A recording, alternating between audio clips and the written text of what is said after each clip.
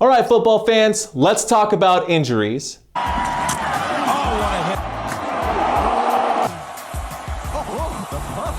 Flat out ball, and there is the biggest hit maybe of the 1989.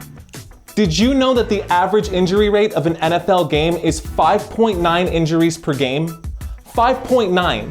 That means that you're more likely to see an injury during a game than you are to see a touchdown, which is just nuts. That's why parents don't want their kids playing football anymore. They would rather have their kids playing with guns. Nice. These girls are grade schoolers. Most are still losing baby teeth. Nice.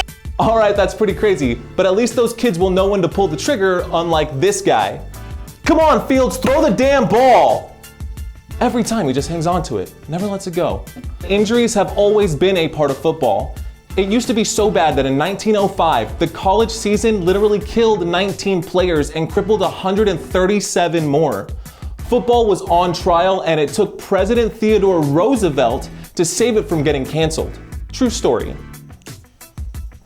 The bottom line is that football is a brutal and dangerous sport, and the NFL is well aware of this. That's why NFL contracts often have clauses in them that severely cut a player's pay if they get injured. It's a business. The NFL is a business, so why should they pay if someone can't play, right? Well, hang on there. Let's take a look at the Damar Hamlin incident for just a second here. Damar Hamlin went into cardiac arrest in the middle of a football game. He was doing his job. He was just making a tackle on a wide receiver. Well, during that hit, his heart literally stopped and he was resuscitated on live television. After that, Damar Hamlin was placed on the IR list. Because he was placed on the IR list and not on the active list, the Buffalo Bills were only required to pay him half of what he was expected to make during that time. Half. Could you imagine getting hurt on the job, almost losing your life for your employer, and then taking a 45% pay cut as a thank you? I mean, what, do you work for Amazon? Like, that's crazy. This is why so many players fight for guaranteed money on their contracts. It protects them from losing millions of dollars due to football-related injuries. In this case, work-related injuries. But with 55 players on an NFL roster, there are a lot of expendable players underneath the Tom Bradys and the Patrick Mahomeses of the world. The amount of money a player receives while injured depends entirely on what is agreed upon in the contract. Some contracts have incentive bonuses for reaching high goals, and then other contracts have pay reduction for getting injured. That's why players like Tua would rather risk their lives and continue playing through a concussion than get placed on the IR list. Missing too much playing time is a surefire way to get yourself kicked off of an NFL team. And while yes, it is true that an NFL team cannot officially cut a player from its roster just for being injured, college programs don't have that same rule in place. Under NCAA rules, student athletes can lose their entire scholarships after being injured, and it does happen. And to make things worse, a lot of schools have no contractual obligation to treat those injuries that result from playing sports at that university. Many times those students have to pay for their own insurance, and they are responsible for all of the costs that come with the long-term rehabilitation for the injuries that they sustained in service to that school.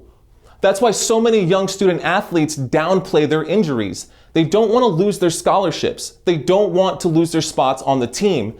They live in constant fear of being cut due to an injury, so they play through those injuries at huge risk to their health long term. And if they don't make the NFL, well, then they're just forced to live with those injuries for the rest of their lives. So, what is the point that I'm trying to make here? Those who are the best of the best at their positions are highly regarded and taken care of. But if you are not the top 1% of the top 1%, you better have a backup plan for your career, because it's not just a matter of if you're going to get hurt, it's a matter of when. And to the high schoolers who are looking to pledge to a 4-year university, make sure that you get all of the information about a school's athletic program regarding healthcare obligations before you pledge. And to the parents who are on the fence about letting their kids play football, I get it. Maybe just let your kid do track instead so they can be skilled runners and learn not to get hit. Eventually, they're going to end up playing football because they love the sport. But remember, if they're too young to be playing football, they're too young to be doing this shit. Tell them what her name is. What's your rifle's name? Barbie. Is it because it's pink? Yeah. When I shoot, I think it's so much fun than playing with anything else that's in my room. Vanessa's just 7, but Thanks for watching, y'all. My name is Mario Manuel. Be sure to like and subscribe to this channel, and I will see y'all here soon.